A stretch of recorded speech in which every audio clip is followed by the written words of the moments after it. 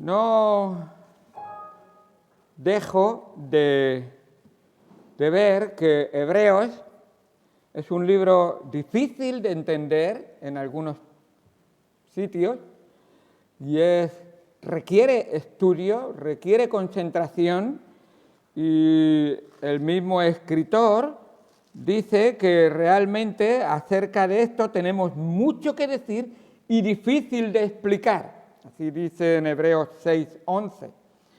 Es mucho que decir y difícil de explicar. Esta mañana fue un poquito larguito, pues esta tarde va a ser el doble. No, fue un poquito larguito, pero realmente vimos lo precioso que es el gran sumo sacerdote perfecto que Dios obró de una manera muy especial.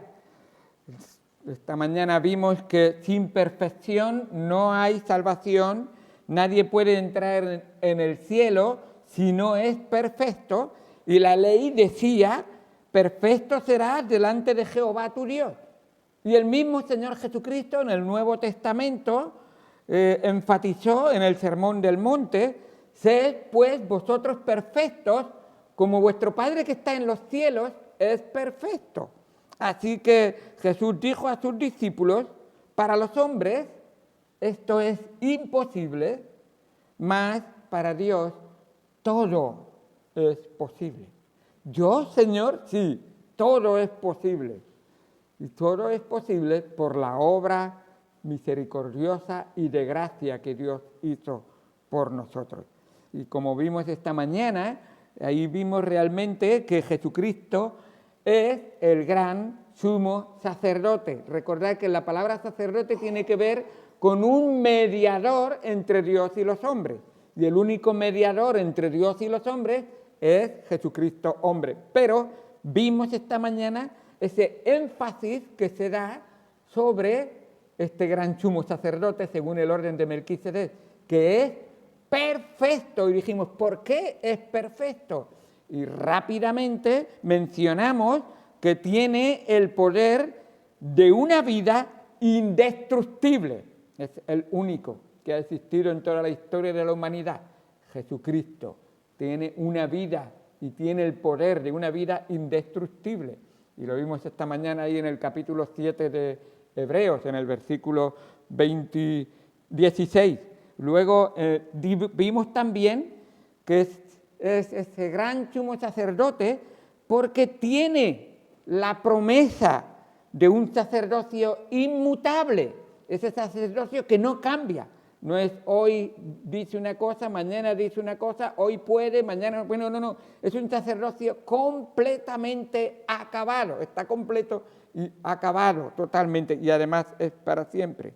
Y además vimos también que ese sacerdocio perfecto es porque puede, pero con contundencia ese puede, salvar perpetuamente a los que por él se acercan a Dios, como vimos ahí en Hebreos 7:25.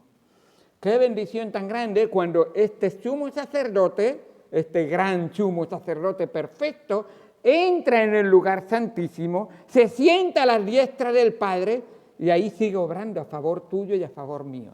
¿Y sabes lo que hace ahí a la diestra del Padre? Diestra, lugar de privilegio, lugar de máxima comunión o máxima mediación entre el hombre y Dios, la diestra de Dios. Así es donde está el Señor Jesucristo. ¿Y qué hace ahí? Pues nos dice la palabra de Dios que vive para siempre, vive siempre para interceder por los que se acercan a Dios a través de Él. El único camino para ir al cielo es Jesucristo. Nadie viene al cielo sino por medio de Él. Así que bueno, porque Él es perfecto para siempre, sus características las vimos esta mañana. Mirad conmigo versículo del capítulo 7, y así veremos, ese sirve de introducción para el capítulo 8, versículo 26. Ahora vais a ver esas características perfectas de este gran sumo sacerdote. Mira cómo es su carácter, cómo es su persona y cómo vivió esos 33 años que vivió sobre la tierra. Dice la palabra de Dios, porque tal sumo sacerdote nos convenía, santo. Quiere decir que era apartado totalmente y dedicado, apartado del pecado, del mundo y de la maldad, y dedicado para uso exclusivo para Dios. Santo, inocente, pero no de una inocencia que no entiende qué está bien y qué está mal, sino que nunca se halló en él nada para señalarlo, para acusarlo ni para culparlo. Inocente, sin mancha. Escuchad, este sin mancha lleva a un alcance tal que cuando una fruta podrida se encuentra dentro de una caja de manzanas sanas, la manzana podrida contagia a las manzanas sanas. Pues el Señor Jesucristo es esa manzana sana que está en medio de la caja de frutas prohibidas y dentro de la caja de frutas podridas, y Él las hace todas sanas. Cristo tocó a los leprosos y los sanó. Normalmente sería Él contagiado de la lepra, pero Él tuvo el poder de tocar a leprosos y sanarlos. Qué triste que de 10 leprosos sanos, solo uno supo reconocer y volver para darle las gracias al único Dios todopoderoso y salvador, como es este gran sumo sacerdote perfecto. Cristo le dice, ve y presentaros a los sacerdotes levitas. Y este hombre dice, yo voy a venir a quien de verdad ha mediado entre Dios y yo. Y él volvió a reconocer a Jesucristo como ese gran sumo sacerdote perfecto. Y nos dice también, apartaros de los pecadores. No quiere decir apartado de los pecadores porque no les lleva el Evangelio, sino porque nunca participó ni se ha sentado con pecadores para participar de sus pecados. Aunque está en medio del mundo, aunque estaba en medio de pecadores, nunca participó del pecado de los pecadores. Le intentaron acusar. Hombre, tú eres bebedor, te sientas con hombres a comer y a beber. Y le trataron de glotón, porque comía con personas que no eran fariseos, quizás, como ellos. Porque bebía con algunas personas, y cuando digo beber, hablo de ese tiempo de comunión. En ningún momento Cristo bebió para embriagarse, en ningún momento comió para glotonear, en ningún momento.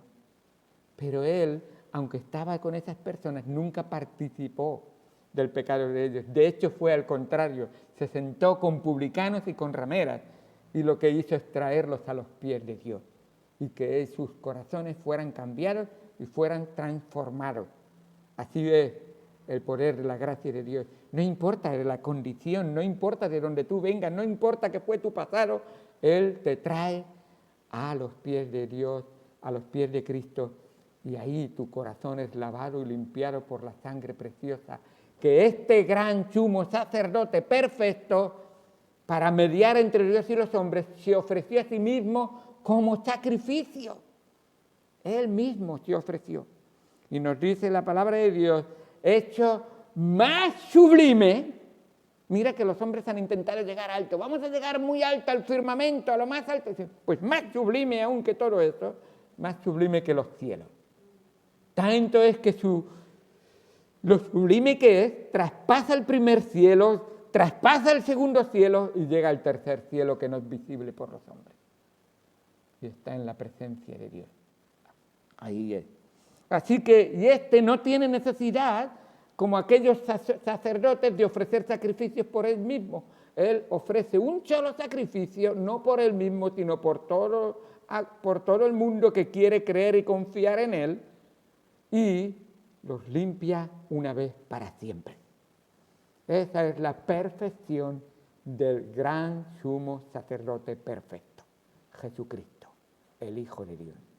Así que esta tarde vamos al capítulo número 8 y dice en el versículo número 1, ahora escuchad todo esto que venimos hablando de que Cristo es superior y es comparándolo con todas las cosas y con todos los personajes del Antiguo Testamento, mira esto, dice el versículo número 1, Hebreos 8:1. Ahora pues, el punto principal de lo que venimos diciendo es que tenemos tal sumo sacerdote, el cual se sentó a la diestra del trono de la majestad de los cielos.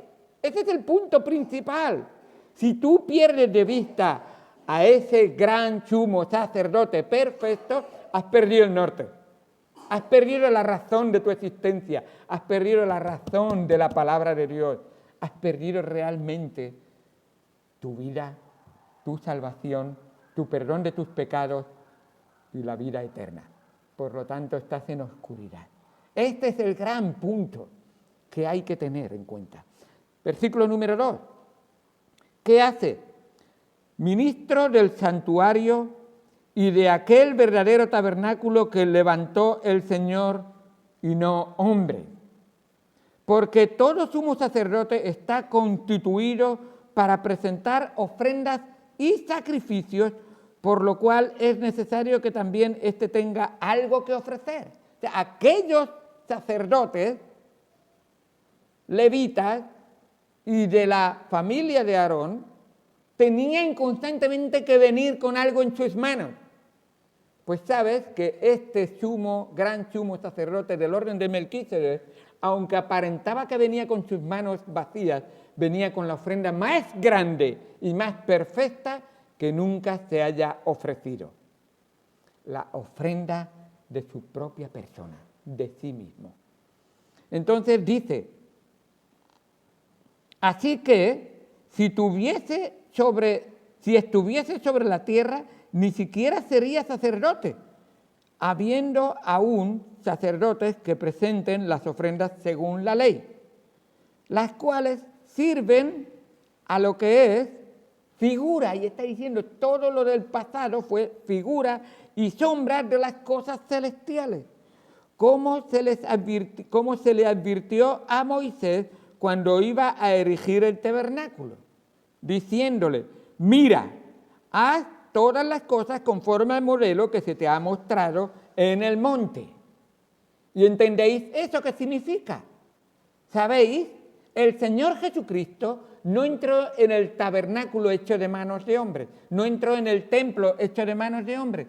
El Señor Jesucristo entró en el santuario, en el lugar santo celestial, el cual era el ejemplo que Dios le mostraba a Moisés, y en ese lugar donde Dios se le aparecía a Moisés y le mostraba, mira, este es el tabernáculo que yo quiero que tú hagas. Y entonces él bajaba y le decía, quiero que pongas una tela de este color, un poste de esta manera y todo esto. Y Moisés vio y Dios le mostró el santuario celestial y él trató de reproducirlo en la tierra. ¿Estáis entendiendo? Moisés, cada vez que daba instrucciones de cómo edificar el tabernáculo en la tierra, era viendo un tabernáculo celestial en el cual entró el Señor Jesucristo y reproduciéndolo en la tierra. Y vio Dios que estaba cumpliendo perfectamente porque hacía conforme a la palabra de Dios que le había mostrado. Así que este tabernáculo y ese templo celestial los que son visibles son solamente reproducciones del verdadero santuario celestial. Seguimos. Bueno, versículo 5, los cuales sirven como figuras, y le dijo, mira y haz todas las cosas conforme al modelo que te ha mostrado en el monte. Versículo 6, pero ahora tanto mejor ministerio es el suyo, cuanto es mediador de un mejor pacto establecido sobre mejores promesas. Porque si aquel el primer pacto, hubiera sido sin defecto, ciertamente no se hubiera procurado lugar para el segundo.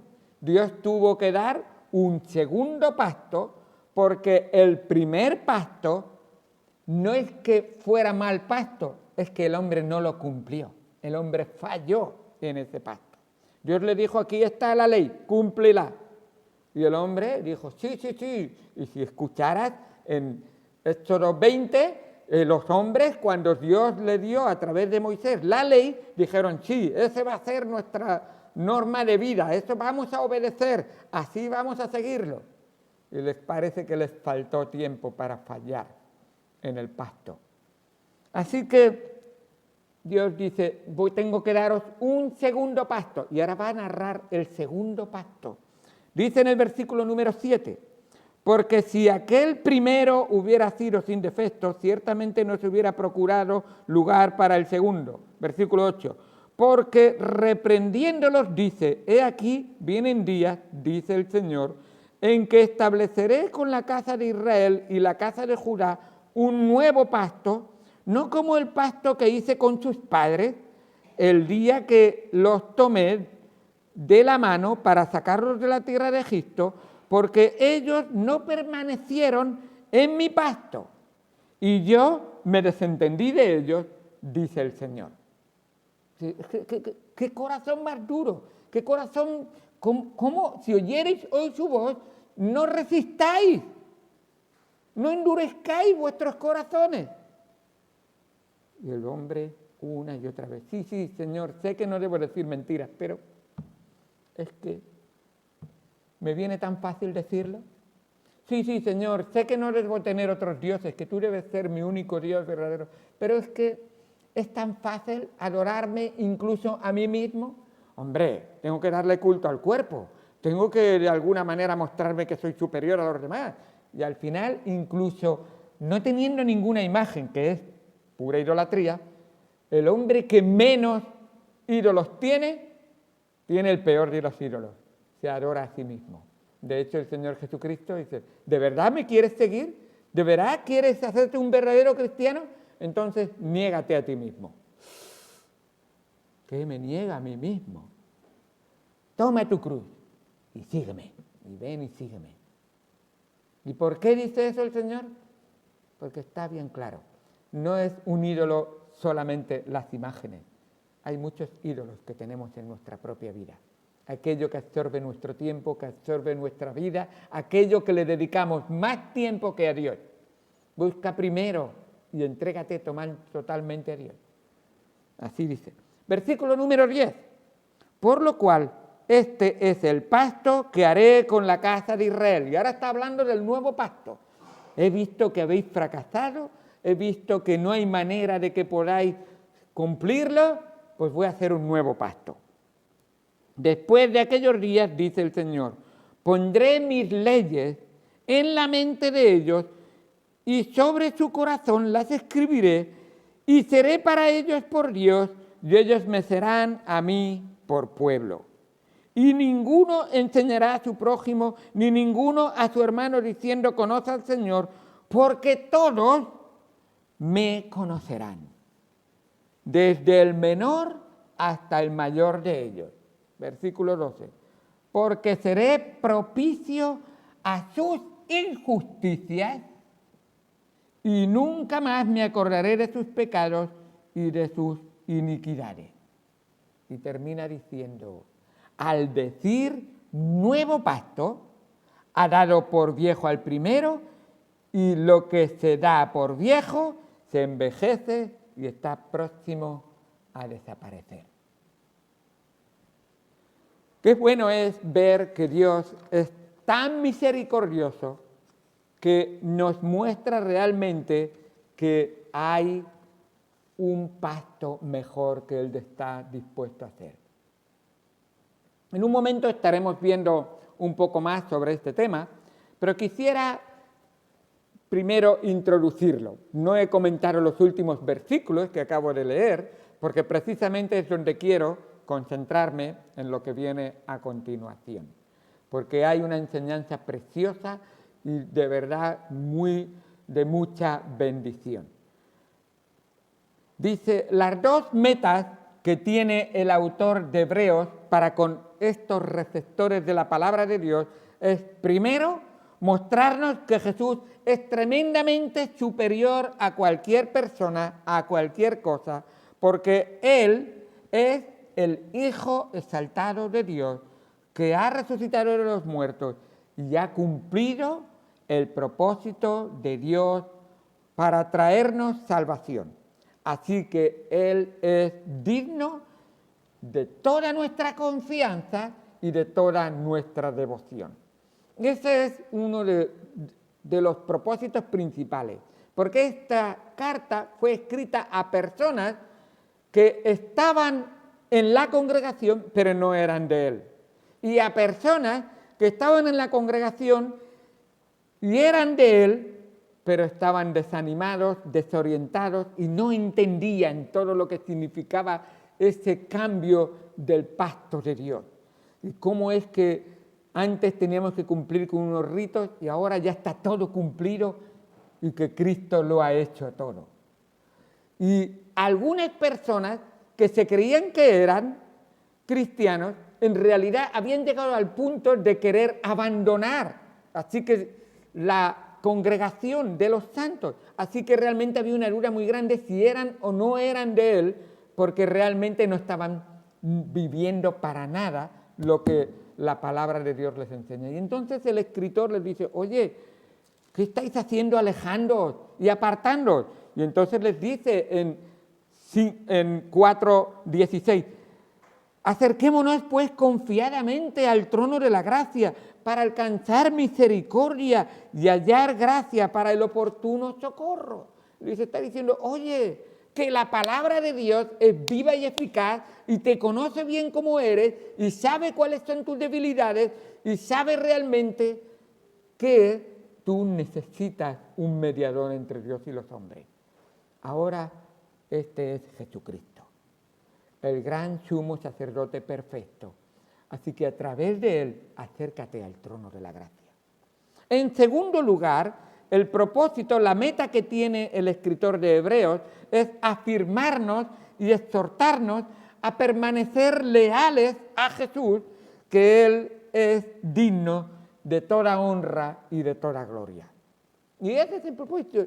Jesucristo lo ha hecho todo perfecto, lo ha hecho todo bien, lo ha hecho todo completo. Jesucristo no hay que añadirle ni que quitarle nada a lo que Él ha hecho y mucho menos tampoco a sus palabras. Su palabra es completa. Por eso esta es la palabra de Cristo que tenemos para nosotros. Por eso Apocalipsis termina diciendo que el Señor traerá las plagas de ese libro sobre aquel que añade o quite. Por lo tanto, aquí tenemos todo lo que necesitamos para sentirnos verdaderamente firmes en el Señor y exhortarnos con amor los unos a los otros para permanecer firmes. Así que dice en el 10:22, acerquémonos con corazón sincero, en plena certidumbre de fe, purificados los corazones de mala conciencia y lavados los cuerpos con agua pura. Es esa palabra de Dios que es agua pura para lavarnos y refrescarnos en Él. Y entonces sigue diciendo, mantengamos firmes, sin fluctuar, la profesión de nuestra esperanza, porque fiel es el que prometió. Este que ha dado el juramento y ha hecho la promesa, en su Hijo Jesucristo, ha dicho que tú, si confías en Él, su promesa va a ser una realidad en tu vida. Por lo tanto, ¿qué es la exhortación?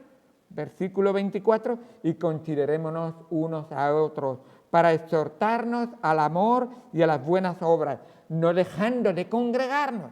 Estaban empezando a dejar de congregarse, estaban empezando a enfriarse, estaban siendo tibios. Y recuerda que al Señor no le gustan los tibios. El Señor dice, por cuanto no eres ni frío ni caliente, que eres tibio, te vomitaré de mi boca, no te puedo tener. No me gusta. A mí el helado me gusta frío. A mí el café me gusta caliente. Pero las cosas tibias no son. Cada cosa. ¿Y el cristiano cómo debe de ser? ¿Debe ser cristiano o debe ser mundano? ¿El cristiano con qué debe creer? ¿Debe creer en la palabra de Dios o debe creer cualquier cosa que el mundo les diga? El verdadero Hijo de Dios ama a su Padre, tiene comunión con su gran hermano, ese gran sumo sacerdote, el Señor Jesucristo. ¿Es guiado por el Espíritu de Dios o qué? ¿O es guiado por el Espíritu del mundo? Por los vicios de la calle y por todas las cosas que este mundo trata y la carne trata de hacer que nos alejemos de Él. Entonces dice, no dejando de congregarnos, como algunos tienen por costumbre, sino exhortándonos y tanto más. Oye, Maranata, el Señor está cerca, Él viene pronto, y cuando Él venga, ¿cómo te encontrará? ¿Te encontrará preparado para recibirte? ¿O te encontrará atado a este mundo y te costará que te arranque de las raíces que has echado en esta tierra? Dios espera que tú estás viviendo como un peregrino. No echas raíces en este mundo. No amas las cosas terrenales. Y Mamón no es tu Dios.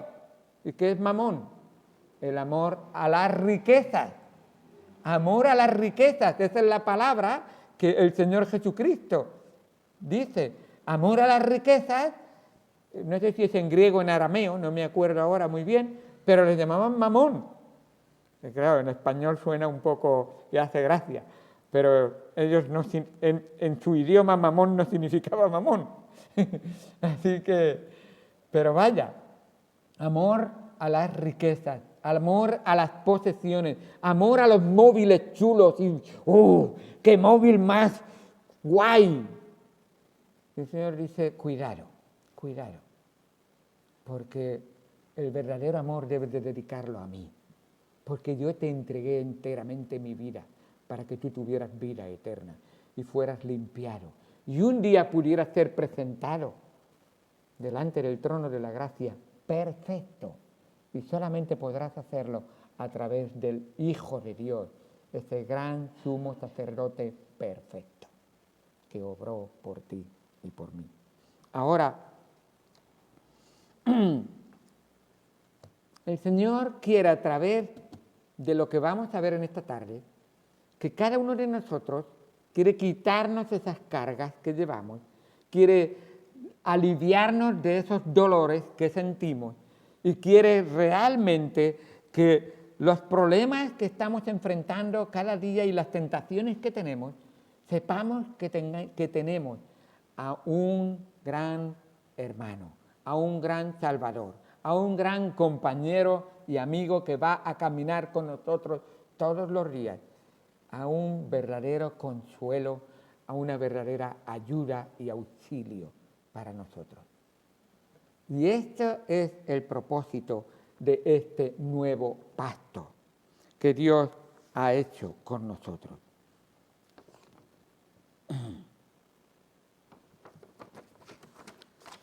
¿Qué es esto de un pacto? ¿Qué significa un pacto? Lo tenemos en varias ocasiones. En el 7:22 dice así: por tanto Jesús es hecho fiador de un mejor pacto. En el capítulo 8, versículo número 6 dice: pero ahora tanto mejor ministerio es el suyo, cuanto es mediador de un mejor pacto establecido sobre mejores promesas.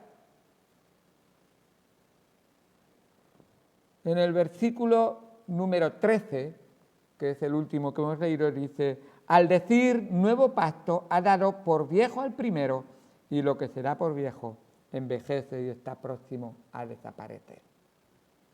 Así que, ¿qué es lo que quiere decir esto?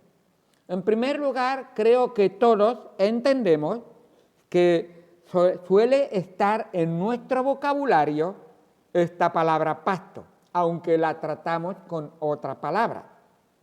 El Antiguo Testamento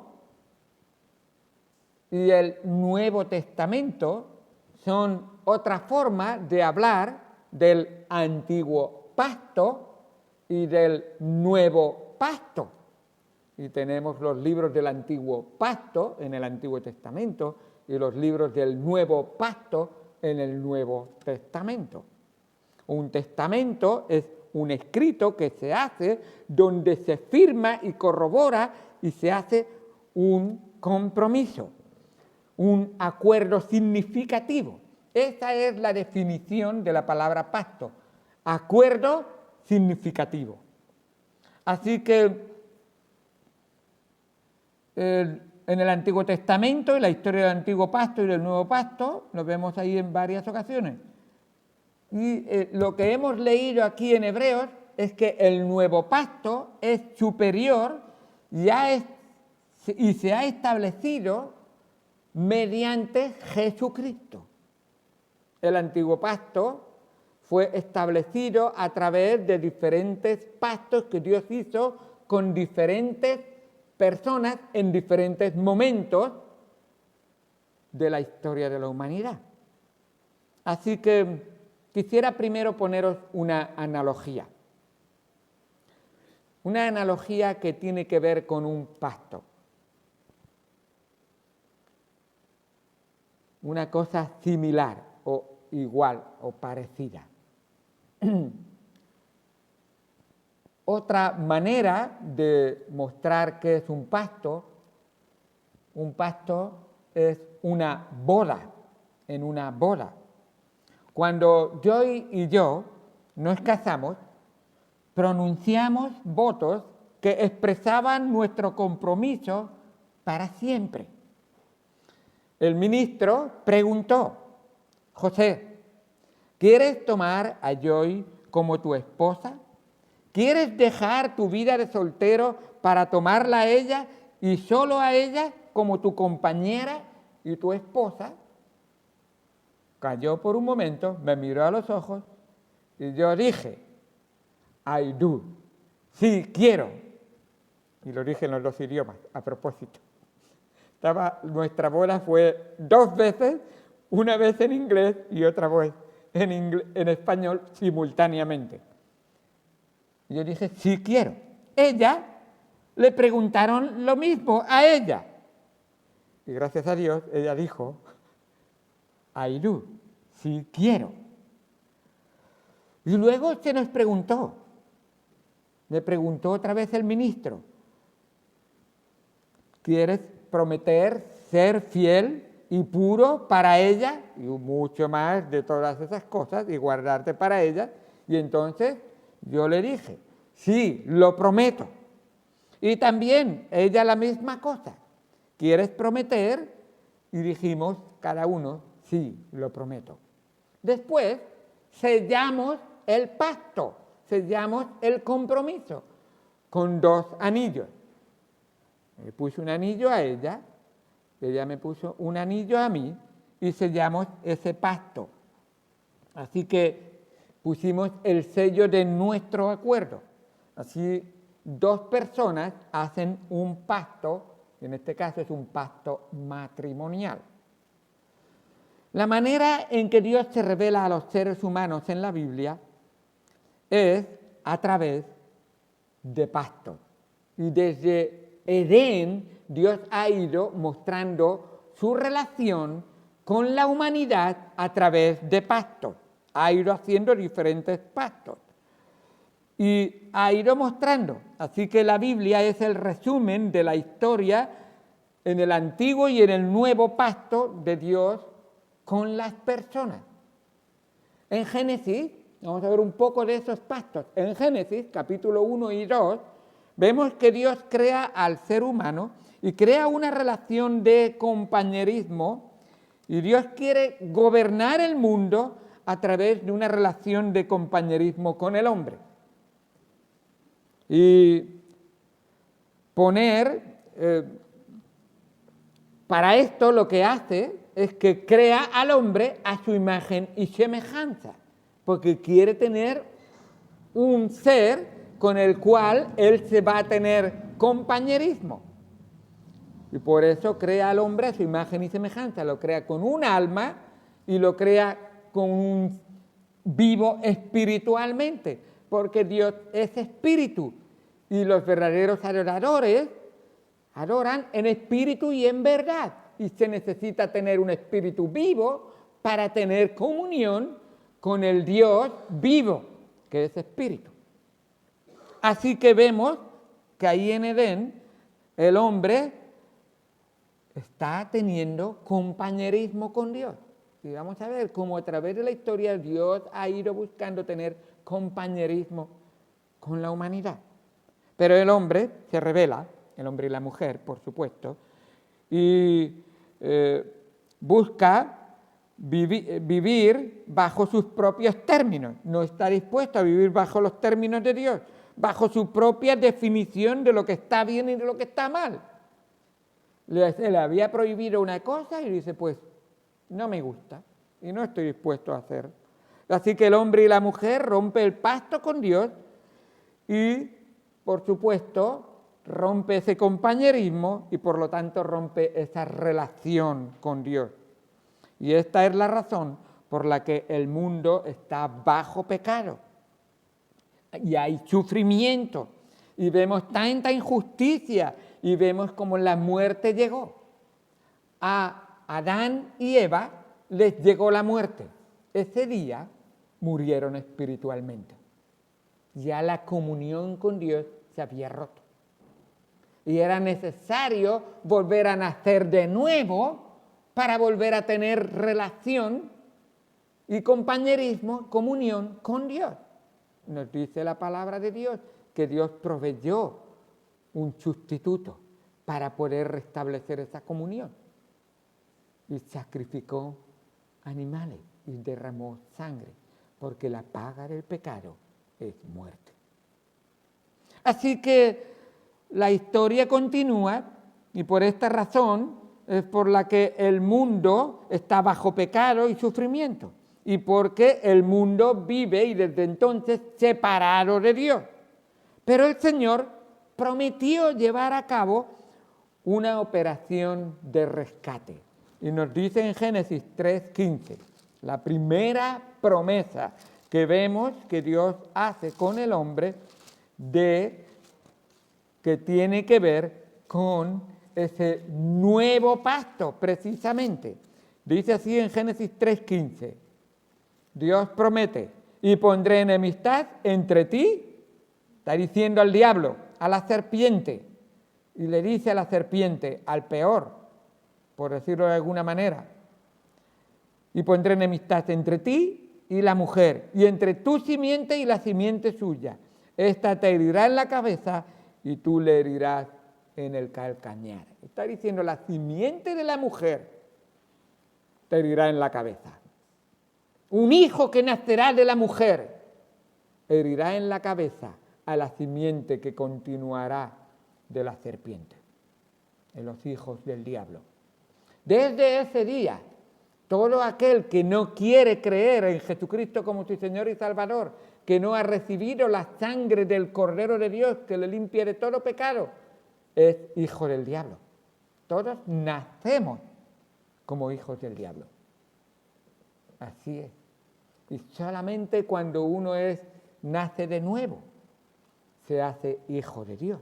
Así que prometió que un día enviaría ese Salvador que restauraría el compañerismo con Él, aquel que volvería a traer al hombre y a la mujer esa buena relación. Nos dice en 2 Corintios 5, versículo número 18. Y todo esto proviene de Dios, quien nos reconcilió consigo mismo por Cristo y nos dio el ministerio de la reconciliación, que Dios estaba en Cristo reconciliando consigo al mundo y no tomándoles en cuenta a los hombres sus pecados, y nos encargó a nosotros el ministerio de la reconciliación.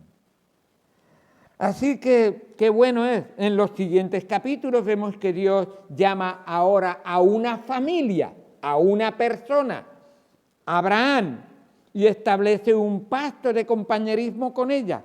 Y a Abraham Dios le dice y le da la promesa de que si él confía en Dios, Dios va a hacer de él. Lo único que tenía que hacer, le iba a hacer una promesa incondicional, y lo único que él tenía que hacer era confiar en Dios. Así que vemos cómo Dios obró poderosamente en su vida. Y nos dice en Génesis 12, vemos que Dios hace ese pacto con el hombre, con Abraham, con la familia. Dice, y haré de ti una nación grande y te bendeciré y engrandeceré tu nombre y serás bendición. Bendeciré a los que te bendijeren y a los que te maldijeren maldeciré. Y serán benditas en ti todas las familias de la tierra. Un pacto que hace Dios con un hombre, especialmente con su familia, porque habla todas las familias serán benditas en él, en tu simiente. Y Dios obra maravillosamente en la familia de Abraham, pero con el paso del tiempo, la familia de Abraham acaba, y de hecho Dios se lo muestra en Génesis 15, acaba, se lo dice esto proféticamente, la familia de Abraham acaba en Egipto, y en Egipto pasa 400 años esa familia, donde realmente después de esos 400 años se encuentran como esclavos de aquel que se creía Dios, aquel hombre que se creía Dios, que se llamaba Faraón. Se creía Dios, precisamente. Y así que Dios interviene de manera especial en la historia y los rescata de la esclavitud y de la muerte y los lleva al monte Sinaí para dar el siguiente paso. Y vemos otro pacto, para establecer un pacto y una relación de compañerismo con Israel. Y vemos en Éxodo, capítulo 19, vemos ahí realmente cómo Dios hace un pacto con su pueblo. Éxodo 19 está en el monte Sinaí, Moisés y el pueblo de Dios alrededor, y en el versículo 4, Éxodo 19, 4 dice, vosotros visteis lo que hice a los egipcios y cómo os tomé sobre alas de águilas y os he traído a mí. Ahora, pues, si diereis oído a mi voz y guardareis mi pacto, vosotros seréis mi especial tesoro sobre todos los pueblos, porque mía es toda la tierra. Y vosotros me seréis un reino de sacerdotes y gente santa. Estas son las palabras que dirás a los hijos de Israel. Es verdad que os estoy pidiendo mucha paciencia, pero es que esto es así. Es una gran bendición saber que estamos aquí, porque a través de la historia de la humanidad ha fracasado una y otra vez en cada uno de los pactos. Y en este pacto también fracasó la humanidad. La humanidad, viéndose la ley de Dios, dijeron, 10 mandamientos, eso está muy fácil, qué bien. Pues se encontró la humanidad fracasándose en sí misma e incluso inclinándose a decir, que no tendremos dioses ajenos. Y se hacen un becerro de oro.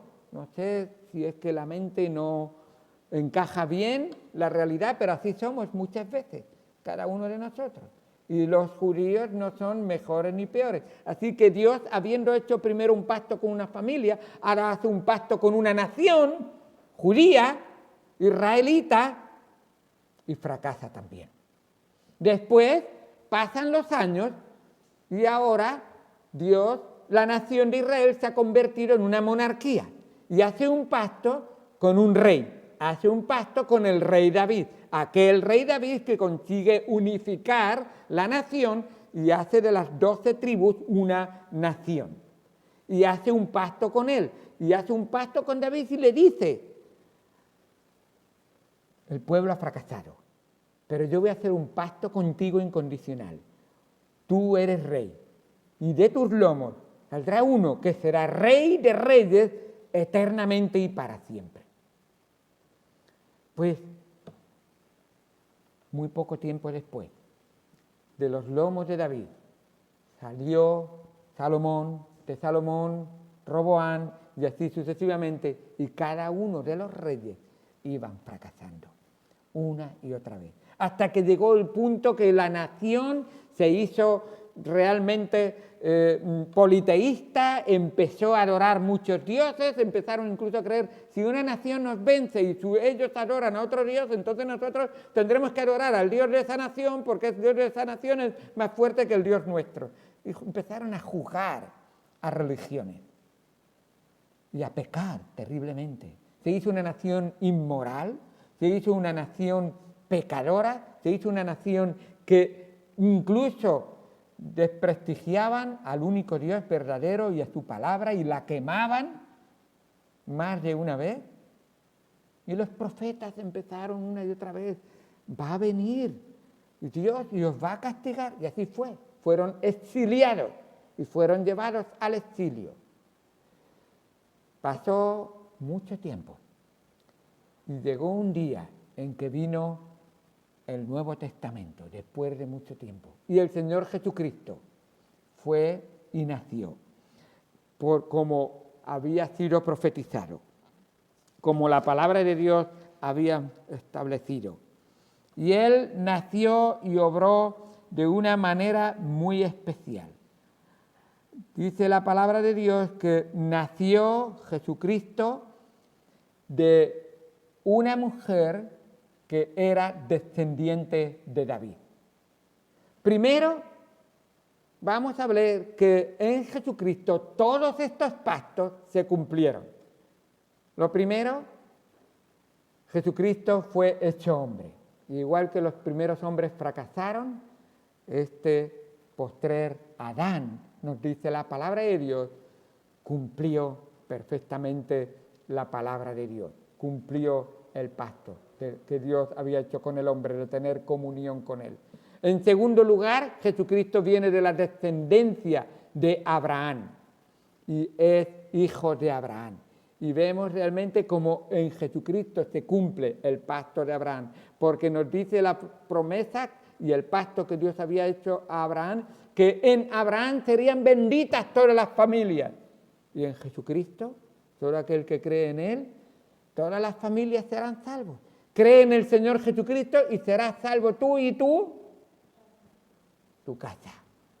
¿Qué debe haber en tu casa? Tu familia, ¿verdad? Pues esa es una promesa de Dios, que Dios cumplió en Jesucristo, que fue hecha la promesa y el pacto a Abraham. Después de Abraham tenemos la ley.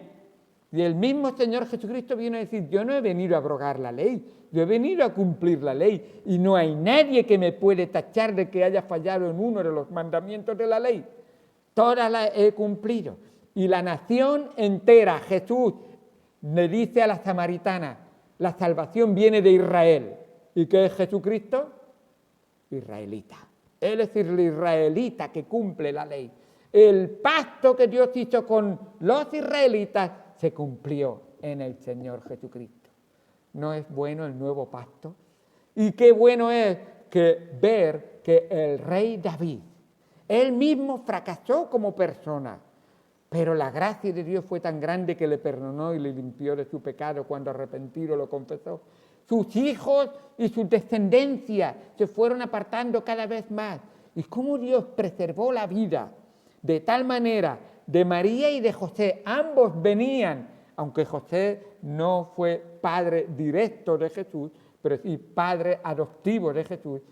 Ambos venían de la familia de David.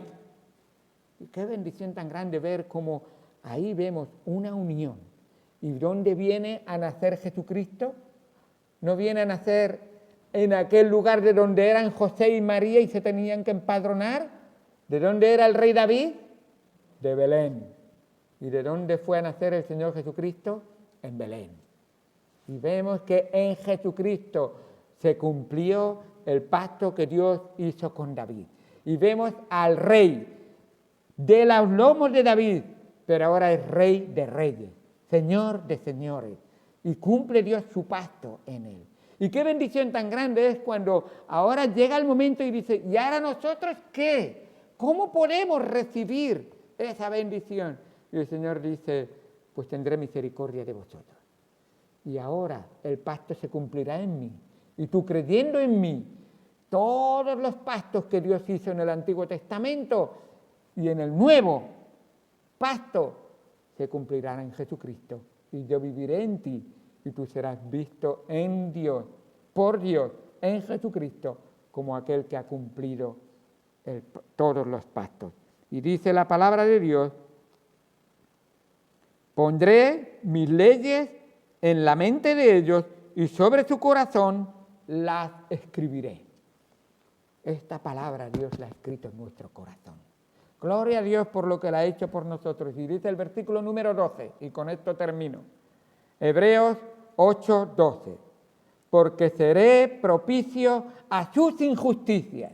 Dios dice: vosotros sois pecadores, pero espero que como el publicano que llegó al templo y llegó arrepentido de su pecado, tú sientas lo mismo y lo digas delante de mí. Sé propicio de mí, pecador. Sé propicio a mí, pecador. Eso quiere decir: Señor, sé tú mi sustituto, porque yo no puedo pagar por mi pecado. Sé tú aquel que se presenta como ofrenda delante del Dios y satisface las demandas justas y santas de la ley de Dios, de cada uno de los pactos de Dios. Y el Señor Jesucristo dice: yo me ofreceré por ti. Yo cumpliré los pactos por ti. Yo en ti seré aquel que cuando el Padre te mire diga: este ha cumplido todos mis pactos, porque mi Hijo me ha agradado. Y dice: y nunca más me acordaré de sus pecados y de sus iniquidades. Qué bueno es nuestro Dios, que nos perdona nuestros pecados y todas nuestras iniquidades, y ahora somos limpios en el Hijo Jesucristo. Qué buena bendición tenemos. Así dice el profeta Miqueas: que Dios como tú, que perdona la maldad y olvida el pecado del remanente de su heredad, no retuvo para siempre su enojo, porque se deleita en misericordia. Él volverá a tener misericordia de nosotros, sepultará nuestras iniquidades y las echará en lo profundo del mar. Allí echará todos nuestros pecados.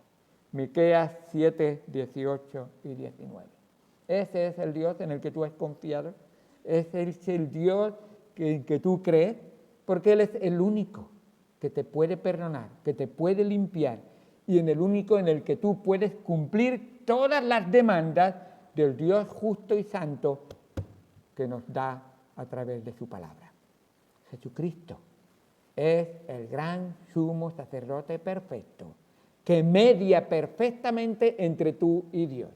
Y cuando te presentas delante de Dios, el acusador estará allí y dirá: él, pecador, lo sé yo. Y el Hijo dirá: y yo, abogado y propicio, porque yo pagué por sus pecados. Limpio es de toda maldad.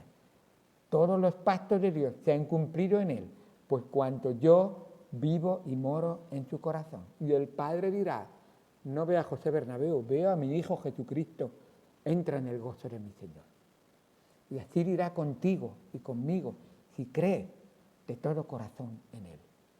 ¿Has confiado en el Señor Jesucristo? ¿Le has recibido como tu Señor y Salvador?